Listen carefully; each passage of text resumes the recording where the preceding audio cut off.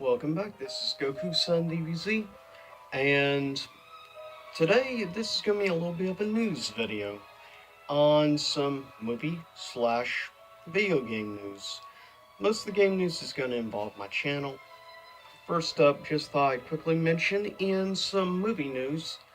Unfortunately, most recent so far numbers that have come out on Godzilla King of Monsters, it's not doing nearly as well as they had expected at the box office. Let's just put it that way. It's not looking too good right now. Then again, the last time I checked Rotten Tomatoes, critic score was between like a 52 and a 55. So not super great among critics. Audiences, on the other hand, right now, on average, most audience scores seem to be in like the 80s. So, I mean, among audiences that have seen it, for the most part, obviously, are really liking it. Like 8 out of 10 of the people going to see the movie are enjoying it. So that's good. If there can be good spread word of mouth, Godzilla might do better. But we'll see. In other news, of course, with the now very much going at snail's pace box office wise for Avengers Endgame, it is still a pretty decent distance off global box office wise from Avatar. It's still, at the rate it's going, how it's really dropped in overall money and numbers globally now, it's really not looking like as I predicted pretty much. It's looking like Avatar will remain the king of the box office. Though, still, nothing to be ashamed of. It totally slaughtered Titanic, gaining second place. So, congrats on that. And last but not least, a couple of pieces of info involving, of course, Disney Plus. Some of the stuff that has come out so far, there will be a total of 3 Star Wars shows going on Disney Plus. Of course, also, all of the current Star Wars movies and stuff will be basically from the launch of Disney Plus will be available. And over a period of time, at first only a selected amount of MCU movies, and then eventually most of the MCU movies within a period of months will be available. And right from the start, a huge amount of their back catalog of movies will be made available as well as a TV show and like Disney Channel original movies and stuff as well. Hopefully, that means movies such as Halloween Town and other classics will be available. But with that said, there will be a total 3 right now that I know of MCU shows, and we'll have original MCU actors in them. And of course, all this will be exclusively to Disney Plus. First of the 3 Star Wars shows, one is going to revolve, of course, around Poe Dameron, so part of the Disney time period, more or less. And it's going to be more kid friendly, more like Y7 or TVG or whatever you want to say. The second one, of course, is the return of the Clone Wars, which, in my opinion, is better than Rebels. Don't get me wrong, I loved Rebels, but Clone Wars was just so good in the storytelling aspect, which is why I'm glad to see the return of the Clone Wars series. And of course, the first ever Star Wars live action series, which we've so far already had some trailers of. The Mandalorian, which of course will revolve around obviously Mandalore. And if you've watched the Clone Wars series or read any of the comics or read any of the novels, then you would know a little bit more about Mandalore. Of course, Boba, or rather Jango Fett, was of the Mandalorian people because he wore the Mandalorian battle armor, which is what obviously Jango Fett and his son Boba Fett would end up wearing, obviously.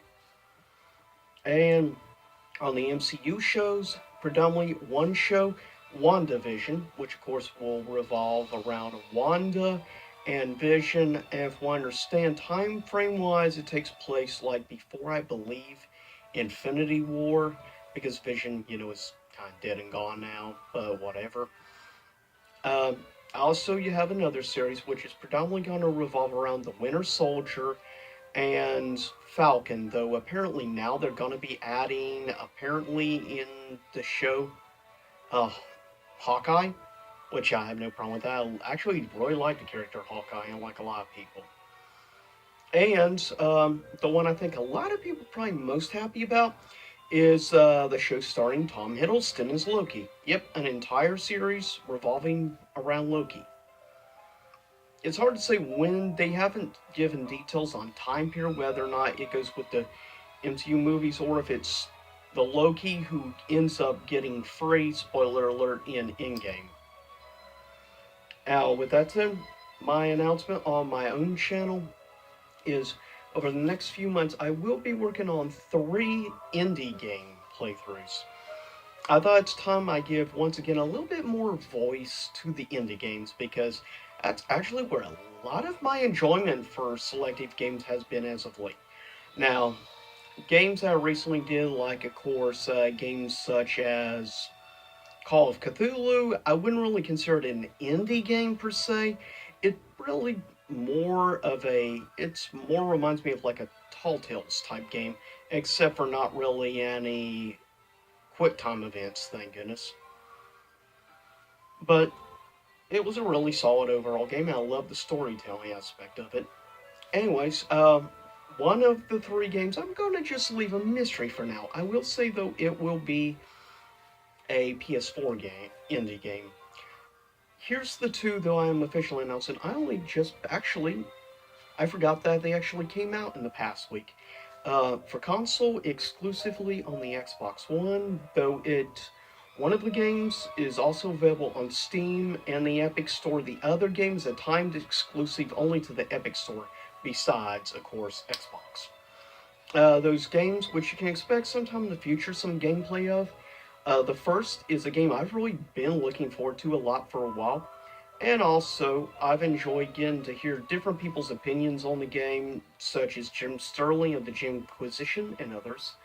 That game, one of the 2 you can expect to see some gameplay of in the future, is called Outer Wilds. As I said, this is the timed exclusive for the Epic Store, and also available on Xbox. And currently, they have no plans to release it, from what I understand, on other consoles as of right now. There's no plans on releasing it on Nintendo or Sony. Eventually, it might come to Sony, it's hard to say, but for now, it's a PC and console-wise exclusively Microsoft. So it definitely gives me a game, at least some more reasons to fire up and play my Xbox, which I haven't done really for a little while, unfortunately. And the other game you can expect is titled Void Bastards. That's the actual name. I try, of course, keep language to a minimal in my videos, but that's the actual name of the game, Void Bastards, which, of course, console-wise is exclusively, as I said, to Xbox One, and it is also available on, I believe, the Epic Store. I'm not definitely sure on that, but I definitely know it is also available on Steam for those who are Steam users. So with that said, I'll get ready to cut this video. I'll see everyone next time. Same YouTube time, same YouTube channel. And, yep, I'll be curious to see. Right now, I'm most looking forward to trying out Outer Wilds, though I'm very much looking forward to Void Bastards. Mainly because the cel shade art style feels like a living comic book in first-person shooter. So that's going to be interesting. But anyways, I'll see you all next time. And if you're curious about either of these 2 games, the price range, I believe it's the same on PC as on console. $24.99 for Outer Wilds and $29.99 for the game Void Bastards. So you can let my future gameplays or check out some reviews here on YouTube of those games and see whether or not you'd be interested in checking out these games yourself, like me. But I always highly recommend people check out indie games, support the indie games thing, because there's a lot of great original content in that area. And games such as Minecraft will remember indie games, which is why we should always support indie developers. Not always the AAA as of course Yahtzee and Jim Sterling would say. But anyways, I'll see you next time. Hope you enjoyed this music from Gravity Rush.